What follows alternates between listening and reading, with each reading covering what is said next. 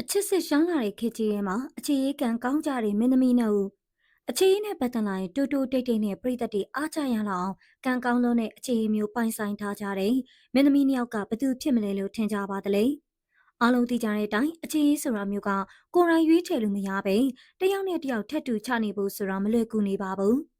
ဒါပေမဲ့လည်းခရိုနီစီးပွားရေးသမားတွေကိုလည်းသိမ့်ပိုက်ထားနိုင်ပြီးတယောက်ကိုတယောက်အင်မတန်ချစ်ကြတဲ့စုံတွဲနှစ်တွဲကရှိနေခဲ့ပါတယ်။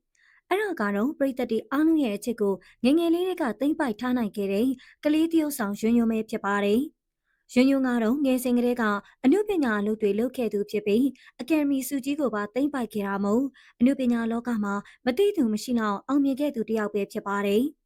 အစာပိုင်းမှာတော့ရွတယောက်အခြေရေးကံမကောင်းပဲစီတူဝင်းနဲ့မရှုံမရှင်းပြဿနာတွေရှိခဲ့ပေမဲ့လေအခုချိန်မှာတော့စီးပွားရေးသမားလေးဖြစ်အနုပညာသမားလေးဖြစ်တဲ့တန့်စင်နဲ့ချစ်သူတော်ထားခဲ့တာပဲဖြစ်ပါတယ်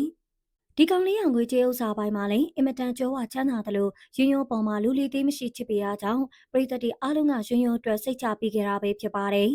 ဒုတိယတစ်ယောက်ကတော့ခင်လိုက်ရဲ့သမီးလေးသစင်ထူးမြင့်ပဲဖြစ်ပါတယ်ကလိုင်တို့မိသားစုကတော့ငကိုတဲကပေါ့ပေါ့ပါပါပျော့ပျော့ရွှင်ရွှင်နေပြီးဘုံအကိုဖြတ်တန်းနေပေမဲ့လေသမီးဖြစ်သူသစင်ထူးမြတ်ပိုင်ဆိုင်ထားတဲ့သူဟာပေါ်သေးသေးကောင်လေးတယောက်မဟုတ်ပဲသူဟာမြို့လေကောင်မှာကြီးကြီးတက်အောင်မြင်မှုရရှိထားတဲ့ KTV တစ်ခုကိုပိုင်ဆိုင်ထားတဲ့တထေးကြီးရဲ့တူဒီတော်သားတယောက်လေးဖြစ်ပါတယ်ရုပ်ကလည်းကျော်တဲ့ပြင်ဥစ္စာကလည်းပေါ်တာကြောင့်သစင်ထူးမြင့်ကတော့တယောက်ဆိုတယောက်ဆိုတလောင်းအခြေရေးခံကောင်းပြီးအခြေခံနေရတာပါဘလို့ပဲဖြစ်ဖြစ်ပါအလားဆုံးပန်းလေးနှစ်ပွင့်ကတော့အလားပါဆုံးပြောင်းပြိုးထောင်ပေးမယ်ဥယျာဉ်မှုတွေလက်ထဲမှာလာလာပပဖူးပွင့်နေကြတာမို့တကယ့်ကိုမှအားကြစရာကောင်းနေပါပြီရှင်